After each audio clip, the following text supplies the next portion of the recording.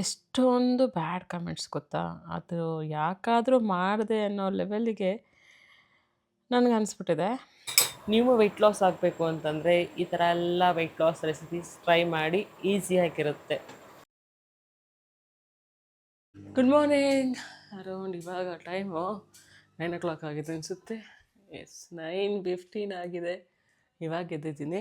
ಎದ್ದು ಸ್ನಾನ ಆಯಿತು, ಫ್ರೆಶ್ ಅಪ್ ಆಗಿದ್ದೀನಿ. ಇವಾಗ ಬಿಸಿನೀರು ಕುಡಿಬೇಕು. ಸ್ವಲ್ಪ ಶೀತ ತಲೆನೋವು ಆಗಿರೋದಕ್ಕೂ ಮಲ್ಕೊಬಿಟ್ಟಿದ್ದೆ, ಎದ್ದೇಳೋಕ್ಕೆ ಆಗಿಲ್ಲ.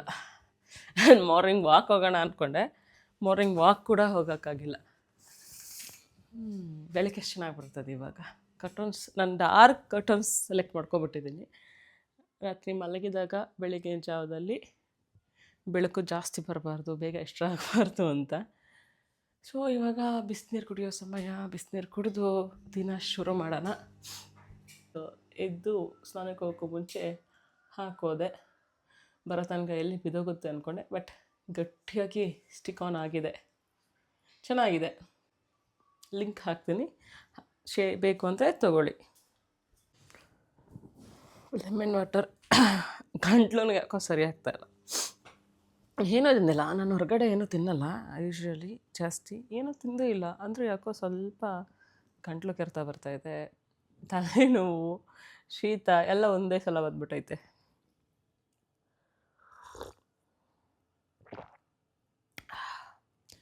ಒಂಬತ್ತುವರೆ ಆಯಿತು. ಬ್ರೇಕ್ಫಾಸ್ಟ್ ಮಾಡ್ಕೊಬೇಕು. ನೀರು ಕುಡಿದು ಮನೆ ಕೆಲಸ ಮುಗಿಸಿ ಆಮೇಲೆ ಬ್ರೇಕ್ಫಾಸ್ಟ್ ಮಾಡ್ಕೊತೀನಿ. ಸಿಂಪಲ್ಲಾಗಿ ರಾಗಿ ರೊಟ್ಟಿ ನಾನು ಯಾವ ಥರ ಮಾಡ್ಕೊಳ್ತೀನಿ ಅಂತ ತೋರಿಸ್ತಾ ಇದ್ದೀನಿ. ಸೊ 1 ಲೋಟ ನೀರು ಹಾಕ್ಕೊಂಡಿದ್ದೀನಿ, ಅದಕ್ಕೆ ಸ್ವಲ್ಪ ಸಾಲ್ಟ್ ಹಾಕಿ ಕುದಿ ಹಾಕ್ಬಿಡ್ತೀನಿ. ಇದು ನಾನು ಯಾವಾಗಲೂ ಲೈಕ್ ಎಮರ್ಜೆನ್ಸಿ ಅಂದಾಗ ಇದೇ ಥರ ರೆಸಿಪಿ ಟ್ರೈ ಮಾಡೋದು. ಆನಂತರ 1 ಬೌಲು ರಾಗಿ ಹಿಟ್ಟು ಹಾಕ್ಕೊಂಡಿದ್ದೀನಿ. ಸ್ವಲ್ಪ ನೀರು ಬಿಸಿ ಆದ ತಕ್ಷಣ ಸೊ ಚೆನ್ನಾಗಿ ಗಂಟು ಇಲ್ಲದಂಗೆ ಮಿಕ್ಸ್ ಮಾಡ್ಕೊಳ್ತಾ ಇದ್ದೀನಿ. ನೀವು ಇದೇ ಥರ ಮಾಡ್ಕೊಳ್ಳಿ. ನಿಮಗೆ ಜಾಸ್ತಿ ಜನಕ್ಕೆ ಬೇಕು ಅಂದರೆ ಕ್ವಾಂಟಿಟಿ ಜಾಸ್ತಿ ಮಾಡ್ಕೊಬೋದು. ಆದರೆ ನಾನು ಇದು ಕೈಯಲ್ಲೆಲ್ಲ ತಟ್ಟಕ್ಕೆ ಹೋಗಲ್ಲ, ಮಿಷಿನ್ನೇ ಯೂಸ್ ಮಾಡೋದು. ಸೊ ನೀಟಾಗಿ ಬೆಂದಿದೆ. ಲೈಕ್ ಗ್ಯಾಸ್ ಆಫ್ ಮಾಡ್ಕೊಳ್ಳಿ. ಆ ನಂತರ ಸ್ವಲ್ಪ ಆರಿದ ಮೇಲೆ ನಾನು ರೊಟ್ಟಿ ಮಿಷಿನ್ ತೊಗೊಂಡಿದ್ದೀನಿ. ನಂತರ ಇದು ಹಿಟ್ಟು ತುಂಬ ಚೆನ್ನಾಗಿ ಆರಿದೆ. ಸೊ ನೀಟಾಗಿ ಉಂಡೆ ಮಾಡಿಕೊಂಡು ಅದನ್ನು ರೊಟ್ಟಿ ಮಿಷಿನ್ಗೆ ಹಿಟ್ಟು ಪ್ರೆಸ್ ಮಾಡ್ತು ಅಂದರೆ ನಮಗೆ ರೊಟ್ಟಿ ರೆಡಿ ಆಗುತ್ತೆ. ಮೀನ್ಸ್ ಬೇಯಿಸೋಕ್ಕೆ ರೊಟ್ಟಿ ರೌಂಡಿಗೆ ರೆಡಿಯಾಗಿರುತ್ತೆ. ಅದನ್ನು ತಗೊಂಡು ಕಾದಿರುವ ಹೆಂಚು ಮೇಲೆ ಹಾಕಬೇಕು. ಅಷ್ಟರಲ್ಲಿ ಕಲ್ಲು ಕಾಯೋಕ್ಕೆ ಇಟ್ಕೊಂಡಿರಿ. ಸೊ ಇವಾಗ ರೊಟ್ಟಿ ಕಲ್ಲು ಕೂಡ ಕಾದಿದೆ. ಇವಾಗ ನಾವು ರೊಟ್ಟಿ ಬೇಯಿಸೋದಷ್ಟೇ ಬಾಕಿ. ಇವಾಗ ಇದು ತುಂಬ ಅಂದರೆ ತುಂಬ ಈಸಿ. ಜಸ್ಟ್ 10 ಮಿನಿಟ್ಸಲ್ಲಿ ರೊಟ್ಟಿ ಆಗೋಗ್ಬಿಡುತ್ತೆ. 10 ಮಿನಿಟ್ಸ್ಗೂ ಬೇಗನೆ ಆಗುತ್ತೆ. 10 ಮಿನಿಟ್ಸ್ ಅಂತ ಹೇಳ್ತಾ ಇದ್ದೀನಿ, ಆದರೆ ತುಂಬ ಈಸಿಯಾಗಿ ಹೆಲ್ತಿಯಾಗಿ ರೆಸಿಪಿ ಟ್ರೈ ಮಾಡಿ. ಸೊ 2 ಕಡೆ ನೀಟಾಗಿ ಬೇಯಿಸ್ಕೊಳ್ತು ಅಂತಂದರೆ ನಮಗೆ ರಾಗಿ ರೊಟ್ಟಿ ರೆಡಿ ಇರುತ್ತೆ. ಆ್ಯಂಡ್ ತುಂಬ ಅಂದರೆ ತುಂಬ ಸಾಫ್ಟಾಗಿರುತ್ತೆ. ರಾತ್ರಿ ಮಾಡಿರೋಂಥ ಪಲ್ಯ ಇದೆ. ನಿನ್ನೆ ರಾತ್ರಿ ಅಲ್ಲ, ನಿನ್ನೆ ಬೆಳಿಗ್ಗೆ ಮಾಡಿದ್ದು. ಒಬ್ಬಳೇ ಅಲ್ಲ, ಬೇಗ ಖಾಲಿ ಆಗಲ್ಲ. ಸ್ವಲ್ಪ ಓವನಲ್ಲಿ ಬಿಸಿ ಮಾಡ್ಕೊಬಿಡೋಣ.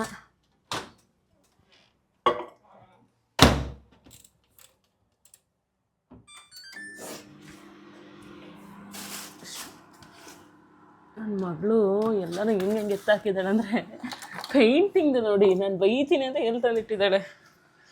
ಇಂಥ ಮಗಳು ನನ್ನ ಮಗಳು. ಕೇಳಿ ನನ್ನ ಮಗಳು ಪೇಂಟಿಂಗ್ದು ಎಲ್ಲೋ ಇಟ್ಟಿದ್ದಾಳೆ. ಸದ್ಯಕ್ಕೆ ನಾನು ಇಟ್ಟು ಆಮೇಲೆ ತೆಗೆದಿಡ್ತೀನಿ. ಅಪ್ಪ ಸುಸ್ತಾಗ್ತದೆ ತುಂಬ. ತಲೆ ಬೇರೆ ಸರಿ ನೋಡ್ತಾ ಇದೆಯಾ. ಬಿಸಿ ಆದರೆ ಪ್ರೋಟೀನಿಗೆ ಹಾಲು ತೊಗೊಳ್ತೀನಿ. ಇನ್ನು ಇದು ಮತ್ತು ರಾಗಿ ರೊಟ್ಟಿ ಫಿಕ್ಸ್ ತಿಂಡಿಗೆ.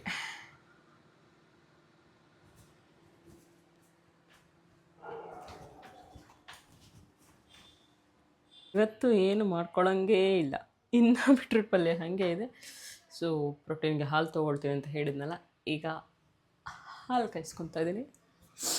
ಸೊ ಅಡುಗೆ ಮನೆ ಒಂದು ರೇಂಜಿಂಗ್ ಕ್ಲೀನ್ ಮಾಡಿದ್ದೀನಿ. ಈಗ ಇನ್ನೂ ಕ್ಲೀನ್ ಮಾಡೋದಿದೆ. ಡೀಪ್ ಕ್ಲೀನ್ ಮಾಡಬೇಕು. ಇವತ್ತಾಗಲ್ಲ. ಇವತ್ತು ಸಂಡೇ. ಯಾವಾಗಲೂ ನಾನು ಸಂಡೇನೇ ಇಟ್ಕೊಳ್ತಾ ಇದ್ದೆ ಡೀಪ್ ಕ್ಲೀನ್ ಮಾಡೋಕ್ಕೆ. ಇವತ್ತು ಆಗ್ತಾಯಿಲ್ಲ. ಸಿಕ್ಕಾಪಟ್ಟೆ ನಿದ್ದೆ ಬರ್ತಾಯಿದೆ. ಈಗ ಹೋಗಿ ಹಾಲು ಕುಡಿದು ಮಲ್ಕೊಬೇಕು. ಸೊ ಹಾಲು ರೆಡಿ ಆಗ್ತಾ ಇದೆ. 1 ಅವರ್ ಮಲ್ಕೊಬಿಟ್ಟೆ. ನನಗೂ ಸುಸ್ತಾಗಿತ್ತು. ಆನಂತರ ಎದ್ದು ಟೈಮ್ ನೋಡಿದ್ರೆ ಫ್ರೂಟ್ಸ್ ಟೈಮ್ ಆಗಿತ್ತು. ಇನ್ನೇನು ಪಪ್ಪಾಯ ಇದೆಯಲ್ಲ, ಪಪ್ಪಾಯ ತಿನ್ನೋಣ ಅಂತ ಪಪ್ಪಾಯ ಕಟ್ ಮಾಡಿಕೊಂಡು ತಿಂತಾ ಇದ್ದೀನಿ. ಬೇಜಾರಾಗ್ತಾ ಇದೆ. ಎಷ್ಟು ಸಲ ಅಂತ ಹೇಳ್ಕೊಳ್ಳಿ ಬೇಜಾರಾಗ್ತಾ ಇದೆ ಅಂತ. ಆದರೂ ತುಂಬ ಬೇಜಾರಾಗ್ತಾ ಇದೆ. ಯಾಕಂದರೆ ಬಾಂಧು ಇಲ್ಲ. ಇನ್ನೇನು ಮಾಡೋಣ? ಒಬ್ಬಳೇ ಒಂಟಿ ಪಿಶಾಚಿ ಕಣಗೆ ಡೇ ಸ್ಪೆಂಡ್ ಮಾಡ್ತಾ ಇದ್ದೀನಿ. ಎಲ್ಲೂ ಹೊರಗಡೆ ಹೋಗೋಕ್ಕೂ ಇಷ್ಟ ಇಲ್ಲ, ಎಂಥ ಕೆಲಸ ಮಾಡೋಕ್ಕೂ ಇಷ್ಟ ಇಲ್ಲ. ಪಪ್ಪಾಯ ತಿಂದು 1 ಅವರ್ ಆಗಂಗಿಲ್ಲ. ಹೊಟ್ಟೆ ಅಂತೂ ಚುರುಗುಟ್ತಾ ಇರುತ್ತೆ. ಹಾಗಾಗಿ ಸೋಯಾ ಚಂಕ್ಸ್ ಬಾಯ್ಲ್ಡ್‌ಗೆ ಇಟ್ಟಿದ್ದೆ, ರೊಟ್ಟಿ ಮಾಡ್ಕೊಳ್ಳೋಣ ಅಂತ ಮಧ್ಯಾಹ್ನ ಊಟಕ್ಕೆ. ಇವತ್ತೂ ರೈಸ್ ಮಾಡ್ಕೊಳಂಗಿಲ್ವಾ? ಬಾಂದು ಇಲ್ಲ ಅಂದರೆ ರೈಸು ನನಗೂ ತುಂಬ ದೂರ ಆಗುತ್ತೆ.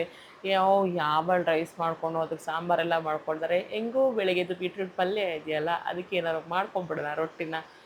ಮತ್ತೆ ಒಗ್ಗರಣೆ ಎಲ್ಲ ಹಾಕಬೇಕಾ? ಅದ್ರ ಬದಲು ರೊಟ್ಟಿನೇ ಮಾಡ್ಕೊಬೋದಲ್ಲ ಅಂದ್ಬಿಟ್ಟು ಪ್ರೋಟೀನ್ ಮತ್ತು ರೊಟ್ಟಿ 2 ಸೇರಿ ಮಿಕ್ಸ್ ಮಾಡಿ ಮಾಡ್ಕೊಬಿಡೋಣ ಅಂತ ಇದರಲ್ಲಿ ಜೋಳದ ಹಿಟ್ಟು ಮತ್ತು ಸೋಯಾ ಚಂಕ್ಸ್ 2 ಹಾಕಿ ರೊಟ್ಟಿ ಮಾಡ್ಕೊಳ್ತಾ ಇದ್ದೀನಿ. ಜೋಳದ ಹಿಟ್ಟು ಮತ್ತು ಬೇಯಿಸಿರುವಂಥ ಸೋಯಾ ಚಂಕ್ಸ್ನ ಮಿಕ್ಸಿ ಮಾಡಿಕೊಂಡು ನೀರು ಹಾಕೊಂಡೆ ಅದನ್ನು ರೊಟ್ಟಿ ಥರಕ್ಕೆ ಮಾಡ್ಕೊಳ್ತಾ ಇದ್ದೀನಿ. ಒಂದು ರೇಂಜ್ಗೆ ರೊಟ್ಟಿ ತಟ್ಟಿದ್ದೀನಿ. ಅದನ್ನು ಇವಾಗ ಬಿಸಿ ಬಿಸಿ ರೊಟ್ಟಿ ಹೆಂಚಲ್ಲಿ ಬೇಯಿಸ್ಕೊಳ್ಳೋದೇ ಬಾಕಿ ಇರೋದು. ಸೊ ಹೇಗೆ ಬಂದಿದೆ ರೊಟ್ಟಿ ನೋಡಿ, ಸಖತ್ತಾಗೇ ಬಂದಿದೆ. ಇದು ಸೋಯಾ ಚಂಕ್ಸ್ ಮತ್ತು ಜೋಳದ ಹಿಟ್ಟು 2 ಮಿಕ್ಸ್ ಆಗಿರುವಂಥ ರೊಟ್ಟಿ ಆಗಿರುತ್ತೆ. ಸೊ ಪ್ರೋಟೀನ್ ಮಿಕ್ಸ್ ಆಗಿದೆ ಆ್ಯಂಡ್ ಕಾರ್ಬೋಹೈಡ್ರೇಟ್ಸ್ ಕೂಡ ಇದೆ. ನೀವು ಇದೇ ಥರ ಮಾಡ್ಕೊಳ್ಳಿ, ಈಸಿ ಇರುತ್ತೆ ಆ್ಯಂಡ್ ನಿಮಗೆ ಹೆವಿ ಫೀಲ್ ಆಗೋದೇ ಇಲ್ಲ ಈ ಥರ ಊಟ ಮಾಡಬೇಕಾದ್ರೆ. ಈ ಅಮ್ಮಂಗೆ ಬೇರೆ ಕೆಲಸ ಇಲ್ವಾ? ಬರೀ ತಿನ್ನೋದು ಕುಡಿಯೋದು ಇದೇ ವಿಡಿಯೋ ಹಾಕ್ತಾಳೆ, ಅದು ಬಿಟ್ಟು ಬೇರೆ ನಾವು ಹಾಕೋದೇ ಇಲ್ವಾ? ಇನ್ನೇನು ಮಾಡೋದು? ಡೇ ರೋಟೀನ್ ಅಂದರೆ ಹೀಗೆ ಇರುತ್ತೆ ನಂದು. ಇನ್ನೇನು ಬೆಳಗ್ಗೆ ಎದ್ದು ಬಾಂದಿದ್ದೀರ ಅವಳು ಸ್ಕೂಲಿಗೆ ಕಳಿಸ್ಬೇಕಿತ್ತು, ಅವಳು ಇಲ್ಲ. ಇನ್ನು ನಂದು ಫುಲ್ ಡೇ ನನಗೂ ಹೊಟ್ಟೆ ಹಶ್ವಾಗುತ್ತಲ್ಲ, ಹಾಗಾಗಿ ಊಟ ತಿಂಡಿ ತಿನ್ನೋದೇ ವೀಡಿಯೋಸ್ ಹಾಕ್ತಾಯಿದ್ದೀನಿ, ಜೊತೆಗೆ ವರ್ಕೌಟ್ ಮಾಡೋದು ವೀಡಿಯೋ ಹಾಕ್ತೀನಿ. ಆದರೆ ಇವತ್ತು ಸಂಡೇ, ನೋ ವರ್ಕೌಟ್. ಇವತ್ತು ಫುಲ್ ಜಾಲಿ ಡೇ. ರೆಸ್ಟ್ ಮಾಡೋದೇ ಇವತ್ತು ನನ್ನ ದಿನ. ಹಾಗೆ ಭಾನುವಾರ ಅಲ್ವಾ, ಬಟ್ಟೆ ಎಲ್ಲ ವಾಶ್ ಮಾಡಿ ಮೇಲೆ ಹಾಕಿದ್ದೆ, ಅವಾಗ ತೊಗೊಂಬರೋಕ್ಕೆ ಹೋಗಿದ್ದೀನಿ. ಅಲ್ಲಿ ಹೋದರೆ ಬಟ್ಟೆ ಎಲ್ಲ ತೊಗೊಳ್ಳೋಣ ಅಂತ ಹೋದರೆ ಈ ಹಾಸನಲ್ಲಿ ಇವಾಗ ಹಾಸನಾಂಬ ಜಾತ್ರೆ ನಡೀತಾ ಇದೆಯಲ್ವಾ, ಹಾಗಾಗಿ ಇವಾಗ ಎಲ್ಲರ ಮನೆ ಮೇಲೂ ಹೆಲಿಕಾಪ್ಟರ್ದೇ ಸದ್ದಾಗಿರುತ್ತೆ. ಹಾಸನ, ಬೇಲೂರು, ಹಳೇಬೀಡು, ಶ್ರವಣಬೆಳಗೊಳ ಈ ಕಡೆಲ್ಲ ಕರ್ಕೊಂಡು ಹೋಗ್ತಾರೆ. ಆದರೆ 4,300 ರೂಪಾಯಿ ಕೊಡಬೇಕು. ನಾನಂತೂ ಕೊಡಲ್ಲಪ್ಪ, ನಾನು ಹೋಗೋದೂ ಇಲ್ಲ. ಬೆಳಗ್ಗೆಯಿಂದ ರೊಟ್ಟಿ ತಿಂದು ಬೇಜಾರಾಗಿದೆ. ಹಾಗಾಗಿ ಈಗ ನಾನು ಪೊಂಗಲ್ ಮಾಡ್ಕೊಳ್ಳೋಣ ಅಂತ ಹಾಕಿದ್ದೀನಿ. ಇದು ಕಿನೋವ ಮತ್ತು ಹೆಸರುಬೇಳೆ ಹಾಕಿದ್ದೀನಿ. 2 ಸಮ ಪ್ರಮಾಣದಲ್ಲಿ ಹಾಕ್ಕೊಂಡಿದ್ದೀನಿ ನಾನು.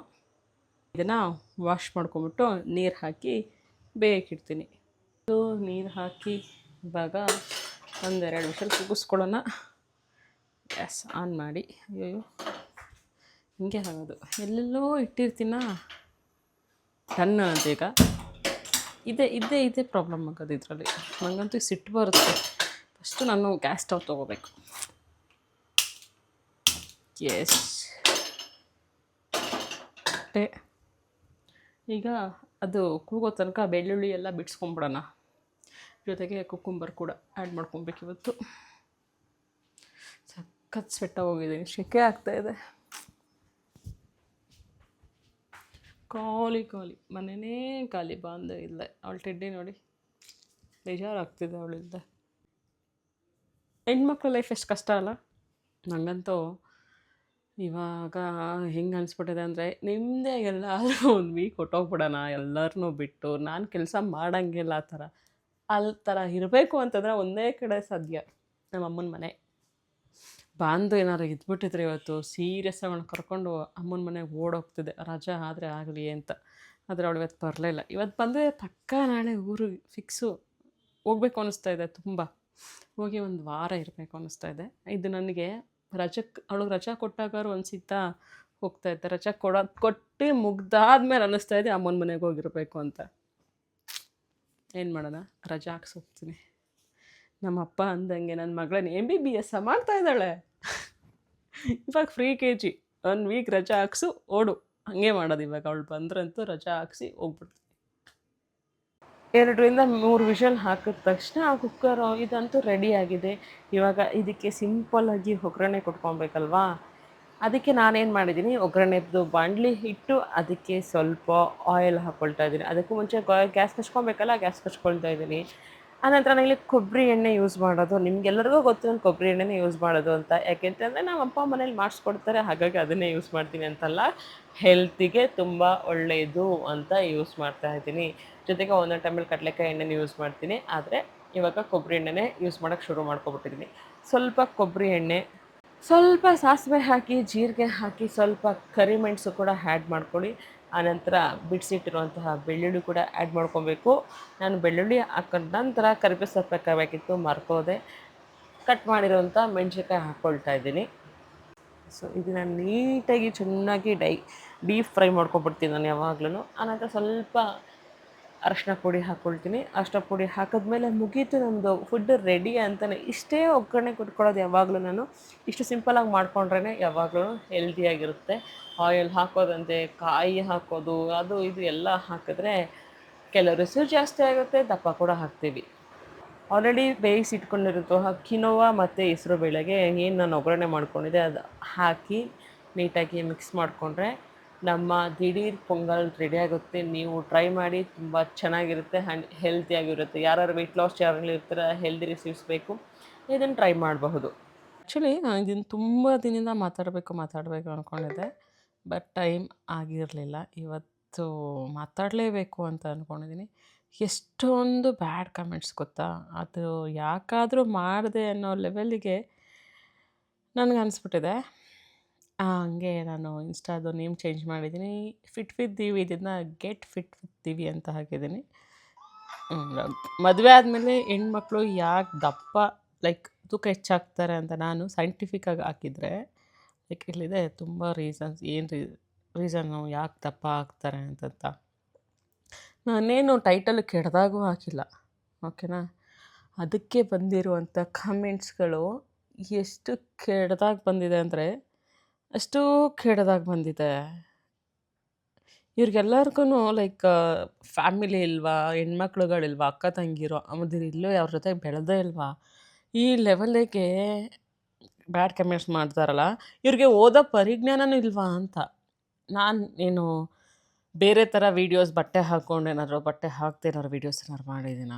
ಎಷ್ಟು ಸಿಟ್ಟು ಬರ್ಸ್ತಾರೆ ಅಂದರೆ ನೋಡಿ, ಎಂತ ಇವ್ರುಗಳೆಲ್ಲದು ಅವ್ರುಗಳು ಇದು ಓಪನ್ ಮಾಡಿ ನೋಡಿದ್ರೆ ಗೊತ್ತಿರುತ್ತೆ ಎಂಥ ಕಚಡ ನನ್ನ ಮಕ್ಕಳು ಕಾಣಂಗಿರ್ತಾರೆ ಅಂತ.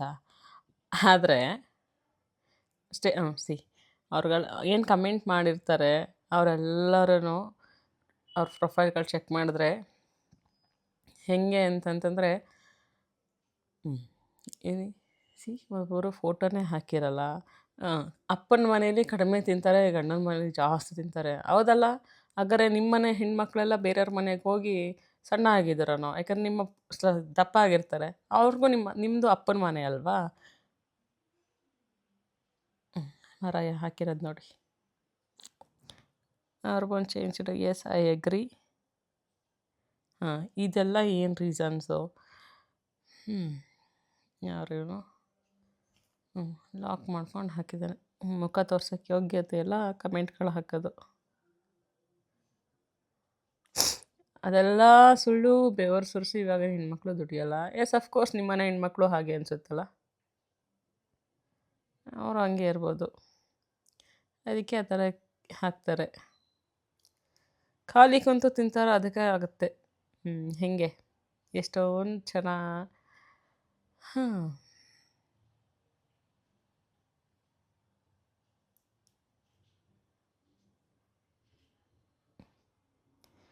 ಸೈಂಟಿಫಿಕ್ ಈ ಮಾರಾಯ ಹಾಕಿದ್ದಾನೆ ನೋಡಿ. ಇವ್ರ ಮನೆ ಹೆಣ್ಮಕ್ಳಿಗೂ ಹಾಗೆ ಮಾಡ್ತಾರ ನೋಡಿ. ಅವ್ರಿಗೂ ಮಕ್ಕಳೆಲ್ಲ ಇದ್ದಾರಪ್ಪ, ಅವ್ರಿಗೂ ಹಾಗೆ ಹಾಕ್ತಾರಾ? ಅವ್ರಿಗೂ ಹೆಂಡತಿ ಮಕ್ಕಳಿರಲ್ವಾ? ಈ ಥರ ಕಮೆಂಟ್ ಬಂದಾಗ ನಾನು ಸೀರಿಯಸ್ಲಿ ಇಗ್ನೋರ್ ಮಾಡಲ್ಲ. ನಾನು ವಾಪಸ್ ಕಮೆಂಟ್ ಮಾಡಿ ಆನ್ಸರ್ ಮಾಡೇ ಮಾಡ್ತೀನಿ. ಆ್ಯಂಡ್ ಫೇಸ್ಬುಕ್ಕಲ್ಲೂ ತುಂಬ ಅಂದರೆ ತುಂಬ ಕೆಟ್ಟದಾಗಿ ಬಂದಿದೆ. ಆ ವಿಡಿಯೋನ ಡಿಲೀಟ್ ಮಾಡೋ ಅಷ್ಟು ನನಗೆ ಬೇಜಾರಾಗೋಗಿತ್ತು ಅದರಲ್ಲಿ. ಫೇಸ್ಬುಕ್ಕಲ್ಲಿ ನಾವೇನೋ ಒಂದು ಸ್ಟೇಟಸ್ ಸ್ಟೋರಿ ಹಾಕ್ತೀವ, ರೀಲ್ಸ್ ಮಾಡ್ತೀವಿ ಅಂತಂದರೆ ನಾವೇನು ಸುಮ್ಮನೆ ಏನೋ ಇನ್ಫಾರ್ಮೇಷನ್ ಹಾಕಲ್ಲ. ಅದ್ರ ಹಿಂದೆ ನನಗೆ ಎಷ್ಟು ಶ್ರಮ ಇರುತ್ತೆ ಅಂತ ನನಗೆ ಗೊತ್ತು. ಒಂದು ವಿಡಿಯೋ ಮಾಡಬೇಕು ಅಂತಂದರೆ ನನಗೆ 3 to 4 hours ಬೇಕು. ಅದು ಒಂದೊಂದು ಪದನೂ ಕರೆಕ್ಟಾಗಿದೆಯಾ ಇಲ್ವಾ ಅಂತ ಚೆಕ್ ಮಾಡಿ, ನಾನು ಒಂದು ಸಲ ಕ್ರಾಸ್ ಚೆಕ್ ಮಾಡಿಕೊಂಡು ಈ ವಿಡಿಯೋ ಹಾಕಿದ್ರೆ ಕೆಟ್ಟದಾಗಿದೆಯಾ ಕರೆಕ್ಟಾಗಿದೆಯಾ ಅಂತ ಚೆಕ್ ಮಾಡಿಕೊಂಡು, ಇವನ್ ನನ್ನ ಬಾಡಿ ಲ್ಯಾಂಗ್ವೇಜು ಎಲ್ಲ ಪ್ರತಿಯೊಂದು ಸರ್ಚ್ ಮಾಡಿ ನೋಡಿಕೊಂಡು ನಾನು ವೀಡಿಯೋ ಮಾಡೋದು. ಅದು ಬಿಟ್ಟು ಸುಮ್ಮನೆ ಹೆಂಗೆಂಗೋ ವೀಡಿಯೋ ಮಾಡೋಳಲ್ಲ ನಾನು. ಬಟ್ ಈ ಥರ ವೀಡಿಯೋಸ್ ನಾನು ಹಾಕಿದಾಗ ಕೆಟ್ಟದಾಗಿ ಕಮೆಂಟ್ ಬಂದಾಗ ನಿಜ ತುಂಬ ಅಂದರೆ ತುಂಬ ಬೇಜಾರಾಗುತ್ತೆ. ಆ ಟೈಮಲ್ಲಿ ಹೆಂಗಾಗಿತ್ತು ಅಂದರೆ ಬಿಟ್ಟೇ ಬಿಡೋಣ ವ್ಲಾಗ್ಸ್ ಮಾಡೋದು, ವೀಡಿಯೋಸ್ ಮಾಡೋದು ಅನ್ನೋ ಥರಕ್ಕೆ ಆಗೋಗಿತ್ತು. ಬಟ್ ಆದರೆ ಇಂಥ ಗಂಡಸರು ಇದ್ದೇ ಇರ್ತಾರೆ ಸಮಾಜದಲ್ಲಿ. ಅವ್ರಿಗೆ ಹೆಂಡತಿ ಮಕ್ಕಳು ಲೈಕ್ ಅಮ್ಮ ಅಂದರು ಇಲ್ವೇ ಇಲ್ವನೋ ಹಾಗೆ ಉದ್ಭವ ಆಗಿರೋರನ್ನು ಅಂದ್ಕೊಂಡು ಸುಮ್ಮನಾಗ್ಬಿಡ್ತೀನಿ ನಾನು. ಸೊ ಕೆಲಸ ಮಾಡ್ತಾಯಿದ್ದೀನಿ. ಕೆಲಸ ಮುಗಿಸ್ಕೊಂಡು ಸ್ವಲ್ಪ ವಾಕ್ ಹೋಗಬೇಕು. ಊಟ ಅಂತೂ ಆಯಿತು. ಹಾಂ, ಹಾಗೆ ನಂದು ಇನ್ನೊಂದು ಅಕೌಂಟ್ ಕೂಡ ಓಪನ್ ಮಾಡ್ಕೊಂಡಿದ್ದೀನಿ. ಲೈಕ್ ಇನ್ಸ್ಟಾಗ್ರಾಮಲ್ಲಿ ನನ್ನ ಪರ್ಸ್ನಲ್ಲು ಏನು ಶಾರ್ಟ್ ವೀಡಿಯೋಸ್ ಇರುತ್ತೆ ಅದು ಆ್ಯಡ್ ಮಾಡ್ಕೊಳ್ಳೋಕ್ಕೆ. ಏಕೆಂತಂದರೆ ಪ್ರೊಫೆಷನಲ್ಲು ಮತ್ತು ಪರ್ಸ್ನಲ್ ಎರಡೂ ಮಿಕ್ಸ್ ಆಗೋದು ಒಂದೇ ಇನ್ಸ್ಟಾದಲ್ಲಿ ಅದು ನನಗೆ ಸ್ವಲ್ಪ ಮುಜುಗರ ಥರ ಆಗೋದು ಆ್ಯಂಡ್ ಅನ್ಫಾಲೋವರ್ಸ್ ಜಾಸ್ತಿ ಆಗೋರು. ಹಾಗಾಗಿ ಪರ್ಸ್ನಲ್ಲೇ ಬೇರೆ, ಪ್ರೊಫೆಷ್ನಲ್ಲೇ ಬೇರೆ ಅಂತ ಮಾಡ್ಕೊಂಡಿದ್ದೆ. ಇದು ದಿವ್ಯಾ ಪರಶಿವಮೂರ್ತಿ ನನ್ನ ಇನ್ನೊಂದು ಅಕೌಂಟ್ ಆಗಿರುತ್ತೆ. ಯಾರ್ಯಾರು ಫಾಲೋ ಮಾಡಿಲ್ಲ ಫಾಲೋ ಮಾಡ್ಕೊಳ್ಳಿ. Thank you. ಇದಕ್ಕಿಷ್ಟು ಮರಿಗಳಿದ್ದಾವೆ, ಅಲ್ಲೂ ಕೂಡ. ಈ ಮರಿಗಳು ಒಂದು ವೀಡಿಯೋದಲ್ಲಿ ತೋರಿಸ್ದೆ, ಲಾಸ್ಟ್ ವೀಡಿಯೋದಲ್ಲಿ ಎಷ್ಟು ಪುಟ್ಟದಾಗಿದ್ದು ಅಂದರೆ ಈಗ ಅಷ್ಟು ದೊಡ್ಡದಾಗಿದ್ದಾವೆ. ಎಷ್ಟು ಮರಿಗಳಿದ್ದಾವೆ ನೋಡಿ. ಸೊ ಆ ನಾಯಿ ಮರಿಗಳಿತ್ತು ಅಂದರೆ ಸ್ವಲ್ಪ ವಾಕ್ ಮಾಡೋಕ್ಕೆ ಕಷ್ಟ ಆಗುತ್ತೆ, ಎಲ್ಲಿ ಕಚ್ಚಿಬಿಡುತ್ತೆ ಅನ್ನೋ ಭಯ ಬೇರೆ ಇರುತ್ತೆ. ಸೊ ಫೈನಲಿ ಒಂದು ರೌಂಡ್ ವಾಕಿಂಗ್ ಕೂಡ ಮುಗಿಸ್ಕೊಂಡು ಡೇನ ಕಂಪ್ಲೀಟ್ ಮಾಡಬೇಕು. ಸೊ ಕಂಪ್ಲೀಟ್ ಮಾಡೋದಕ್ಕೂ ಮುಂಚೆ ನಾನು ನೈಟ್ ರೊಟೀನ್ ಶುರು ಮಾಡ್ಕೊಂಡಿದ್ದೀನಿ. ಅದನ್ನು ನಿಮಗೂ ಶೇರ್ ಮಾಡೋಣ ಅಂತ ಈ ವಿಡಿಯೋ ಮಾಡ್ತಾಯಿದ್ದೀನಿ. ಆ್ಯಕ್ಚುಲಿ ನೈಟು ನಾನು ಏನೂ ಮುಖಕ್ಕೆ ಹಚ್ತಾ ಇರಲಿಲ್ಲ. ಇವಾಗ ಸ್ವಲ್ಪ ಪಿಂಪಲ್ಸು ಹೀಟಿಗೆ ಜಾಸ್ತಿ ಆಗೋಗಿದೆ. ಹಾಗಾಗಿ ಪತಾಂಜಲಿ ಅವರ ಸೌಂದರ್ಯವರ್ಧಕ ಅಲೋವೆರಾ ಜೆಲ್ ಯೂಸ್ ಮಾಡ್ತಾಯಿದ್ದೀನಿ. ಇದು ನನಗೆ ನಮ್ಮ ಅಕ್ಕ ಮತ್ತು ನನ್ನ ತಂಗಿ ಹೇಳ್ಕೊಟ್ಟಿರೋ ಟ್ರಿಕ್ಕು. ಅದನ್ನು ನಾನು ಯೂಸ್ ಮಾಡ್ತಾಯಿದ್ದೀನಿ. ಏನು ಪಿಂಪಲ್ ಆಗಿರುತ್ತಲ್ಲ ಆ ಜಾಗದ ಮೇಲೆ ಸ್ವಲ್ಪ ಅಲೋವೆರಾ ಜೆಲ್ ಹಾಕಿ, ಆ ಅಲೋವೆರಾ ಜೆಲ್ ಹಾಗೆ ನೈಟೆಲ್ಲ ಇರೋ ಥರ ನೋಡ್ಕೊತು ಅಂದರೆ ಬೇಗ ಪಿಂಪಲ್ಸ್ ಕಡಿಮೆ ಆಗುತ್ತಂತೆ. ಹಾಗೆ ಮಾರ್ಕ್ ಕೂಡ ಉಳಿಯಲ್ವಂತೆ. ಹಾಗಾಗಿ ನಾನು ಅದೇ ಫಾಲೋ ಮಾಡ್ತಾಯಿದ್ದೀನಿ. ನಿಮಗೂ ಏನಾದರೂ ಇದೇ ಥರ ಪಿಂಪಲ್ಸ್ ಆಗಿತ್ತು ಅಂದರೆ ನೀವು ಟ್ರೈ ಮಾಡಿ. ನಿಮಗೆ ರಿಸಲ್ಟ್ ಬಂತು ಅಂದರೆ ಕಮೆಂಟ್ ಮಾಡಿ. ಆ್ಯಂಡ್ ನನ್ನ ಡೇ ಇಲ್ಲಿಗೆ ಕಂಪ್ಲೀಟ್ ಆಗುತ್ತೆ. ಸೊ ವಿಡಿಯೋ ನೋಡಿದ್ರಲ್ವಾ, ವಿಡಿಯೋ ಇಷ್ಟ ಆಯಿತಾ? ವಿಡಿಯೋ ಇಷ್ಟ ಆಗಿದ್ದರೆ ಗೊತ್ತಲ್ಲ, ಒಂದು ಲೈಕ್ ಮಾಡಿ. ನಿಮಗೇನೋ ಡೌಟ್ಸ್ ಇತ್ತು ಅಂದರೆ ಕಮೆಂಟ್ ಮಾಡಿ. ಹಾಗೆ ಇನ್ನೂ ನನ್ನ ವಿಡಿಯೋ ಸಬ್ಸ್ಕ್ರೈಬ್ ಆಗಿಲ್ಲ ಅಂದರೆ ಯೂಟ್ಯೂಬ್ ಚಾನಲನ್ನು ಪ್ಲೀಸ್ ಸಬ್ಸ್ಕ್ರೈಬ್ ಆಗಿ. ಹಾಗೆ ನೀವು ಏನಾದ್ರು ವೆಯ್ಟ್ ಲಾಸ್, ವೆಯ್ಟ್ ಗೇನ್ ಅಥವಾ PCOD, PCOS, ಹಾರ್ಮೋನ್ ಇಂಬ್ಯಾಲೆನ್ಸ್ ಇದರಿಂದ ಈ ಪ್ರಾಬ್ಲಮ್ಗಳಿಂದ ಬಳಲ್ತಾ ಇದ್ದರೆ ದಯವಿಟ್ಟು ಕಾಂಟ್ಯಾಕ್ಟ್ ಮಾಡಿ fit with Divi insta page. ಇಲ್ಲ ಅಂದರೆ ಡಿಸ್ಕ್ರಿಪ್ಷನಲ್ಲಿ ನಂಬರ್ ಹಾಕಿರ್ತೀನಿ, ಅದಕ್ಕೆ ಡೈರೆಕ್ಟ್ ವಾಟ್ಸಪ್ ಮಾಡ್ಬೋದು. ಹೆಲ್ದಿ ಡಯಟ್ ಪ್ಲ್ಯಾನ್ ತೊಗೊಂಡು ರಿವರ್ಸ್ ಮಾಡ್ಕೊಬೋದು. Thank you for watching.